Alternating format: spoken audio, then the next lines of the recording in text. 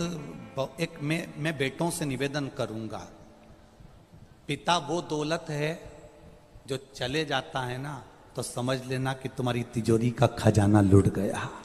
पिता वो दौलत है, पिता वो जायदाद है। अपने पिता को कभी यह मत बताने की कोशिश करना कि तुमसे ज्यादा विद्वान मैं हूं।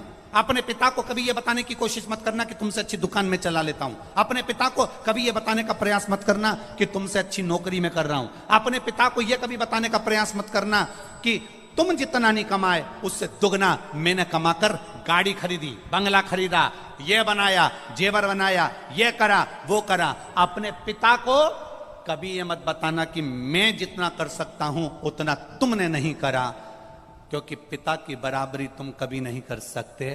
क्योंकि पिता पिता होता है, उसने अपना पूरा जीवन जो कमाया वो तेरी विद्या में लगाया, जो कमाया तेरी पढ़ाई में लगाया, जो कमाया तुझे अव्वल बनाने में लगा दिया। खुद दुकान पर भूखा रह रहकर शुगर की बीमारी कर ली। टिफिन आता था, नहीं खाता था। थोड़े दो ग्राहक और देख लेता हूं, दो ग्राहक और देख लेता हूं, थोड़ी देर से खाना खाऊंगा, थोड़ी देर से भोजन करूंगा, थोड़ी देर से रोटी खाऊंगा। दो ग्राहक के चक्कर में मेरे बेटे की फीस जमा करना है। बाहर पढ़ने गया है, मुंबई पढ़ने गया है, पूना पढ़ने गया है, जयपुर पढ़ने गया है, कोटा पढ़ने गया है, जोधपुर गया है, मेरे बेटे की फीस जमा करना है। वो दो ग्राहक ज्यादा के चक्कर में भूखा रहता रहता रहता रहता बीपी और शुगर की बीमारी कर ली। उस पिता की होड़ मत करना जिसने अपने शरीर का एक एक रक्त केवल तेरी जिंदगी बनाने में लगा दिया। उस पिता के ऊपर तो तुझे गौरव उत्पन्न होना चाहिए।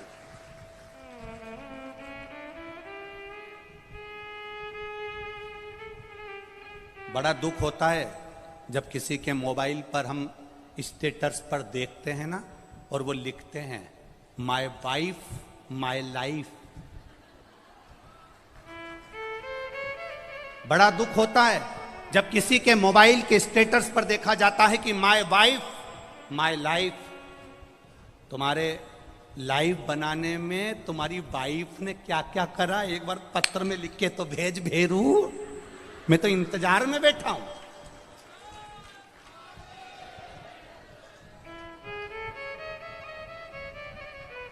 वाइफ तुम्हारी लाइफ नहीं बनाएगी, वाइफ तुम्हारे बच्चों की लाइफ बनाएगी, ये निश्चित है। वाइफ, हां, वाइफ किस जगह पर खड़ी होती है? वाइफ लाइफ कब होती है?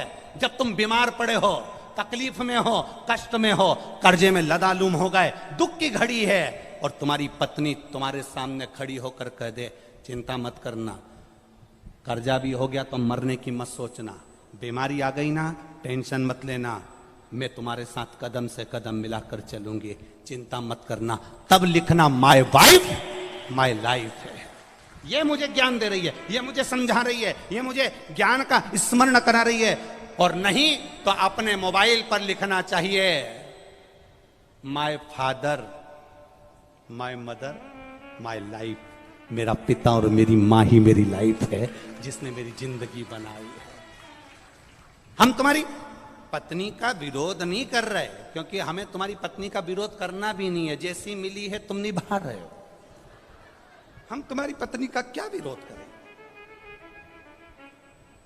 हमारा इतना सा कहना है तुम्हारी पत्नी तुम्हारी दुख की घड़ी में सामने खड़ी हो, तुम्हारी पत्नी तुम्हारे दुख के समय पर तुम्हारे सामने खड़े होकर कह रही हो चिंता मत करो, कोई बात नहीं, पैसा नहीं है ना, अब की बार साड़ी नहीं लेंगे करवा चौथ पर, मेरे पास बहुत पड़ी है, जेवर पड़ा है, तुम चिंता मत करना। अगर दुख की घड़ी आ भी गई पूरा जेवर उठाकर दे दूंगी, तुम्हें कर्जे से मुक्त कर दूंगी, तुम चिंता मत करना, तुम चिंता मत करना। एक बात याद रखना, जब हमारे घर में दुख आता है तब हमारे घर का सोना बैंक में जाता है या दुकान पर जाता है? काय के लिए? गिरवे रखने के लिए या बिकने के लिए? बोलो सही है कि गलत है? जब दुख आता है तब घर का सोना दुकान पर जाता है, जब दुख आता है घर का सोना सुनार की दुकान पर जाता है, सुनार को पूछता है तुम तो हमारे परिचित हो, ऐसा क्या तकलीफ आ गई जो इतना सारा भाभी का पूरा जेवर लिया है, तुम्हारी मम्मी का पूरा जेवर लिया है, क्या हो गया ऐसा? कहा साहब बहुत कर्जे में हूँ, बहुत दुख में हूँ, इसलिए घर का सोना जो तिजोरी में रखा होता था, अलमारी में पड़ा होता था, उसको मैं दुकान पर लेकर आया हूँ।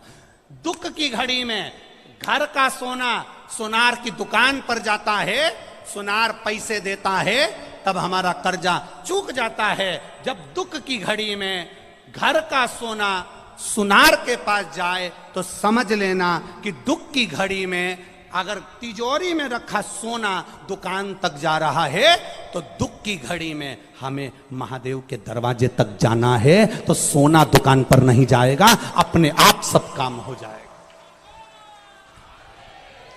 हम दुख की घड़ी में अपनी चैन, अपनी अंगूठी, अपनी मोबाइल, अपना पर्स गिरवे रखी आते हैं, पर हम दुख की घड़ी में महादेव के पास नहीं जाते हैं। बोलो सही है कि गलत है?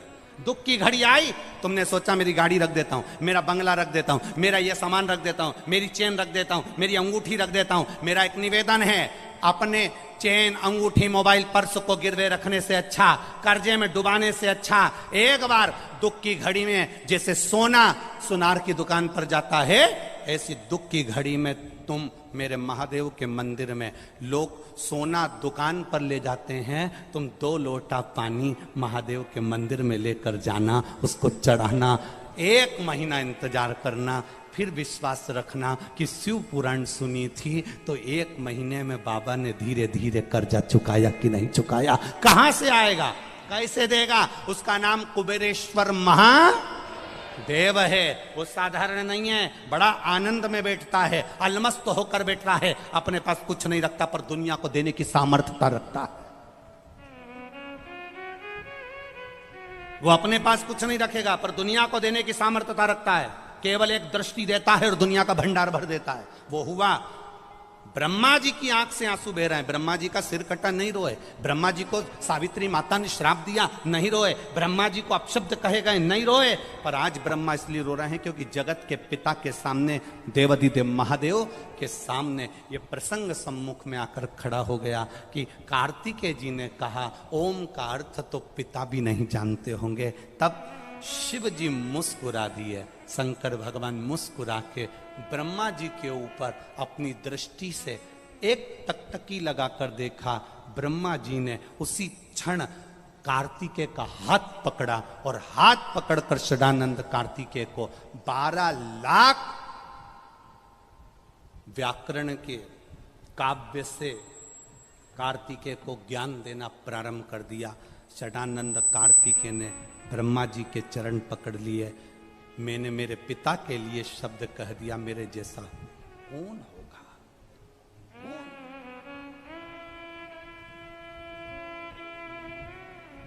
बेटा विद्वान, खूब विद्वान बनो, तुम कलेक्टर बनो, एसपी बनो, डीएसपी बनो, एसडीएम बनो, तुम डॉक्टर बनो, कमिश्नर बनो, सीए बनो, तुम्हारी मर्जी पड़े वो बनो, तुम जो बनना चाहते हो सब बनो। मेरा महादेव तुम्हें तुम्हारी ऊंचाई तक लेकर जाए, पर तुम्हारी ऊंचाई के चक्कर में तुम अपने माता पिता का अपमान मत कर देना, तुम अपने रिश्तेदारों का अपमान मत कर देना, तुम किसी को छोटा मत समझ लेना, तुम किसी को एक साधारण सा मत समझ लेना, तुम उसका आदर करना मत भूल जाना, क्योंकि पिता पिता होता है, उसकी जागीर दिल से होती है, दिल से।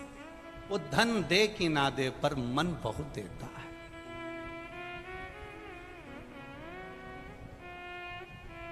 मन बहुत देता है। बेटी बेटा